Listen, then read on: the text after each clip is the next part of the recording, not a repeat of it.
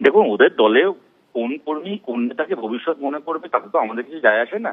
তবে একটা কথা বলতে পারি, অভিষেক ব্যানার্জিকে যারা বেশি ভবিষ্যৎ ভাবেন, তৃণমূলে তাদের ভবিষ্যৎটা অন্ধকার হয়ে যায়।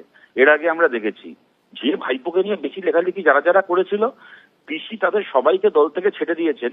এবং খালি তাই নয়, অভিষেক ব্যানার্জি এমন এক দুর্বল ধান্দাবাজ নেতা যে কিনা নিজের অনুগামীদের পাশে দাঁড়াতে পারে না। ওনার অনুগামীরা কোনো বিরোধীর হাতে নয়, যখন ওনার পিসি ওনার নেত্রীর হাতে ডানা ছাটা হয় তাদের, শুধুমাত্র অভিষেক ব্যানার্জির অনুগামী হওয়ার জন্য, তখন ওনাকে খুঁজে পাওয়া যায় না। উনি বাংলার মানুষের পাশে কি দাঁড়াবেন, নিজের লোকের পাশে দাঁড়াতে পারেন না। এবং এমন এক রাজনৈতিক নেতা যিনি 2 মাস কাজ করেন তো 3 মাস ছুটিতে থাকেন। যখন বড় বড় রাজনৈতিক ঘটনা ঘটে আমাদের রাজ্যে, সে আরজিকর থেকে শুরু করে বিভিন্ন বিষয় যখন তোলপাড় হয়, তখন ভাইপোকে খুঁজে পাওয়া যায় না।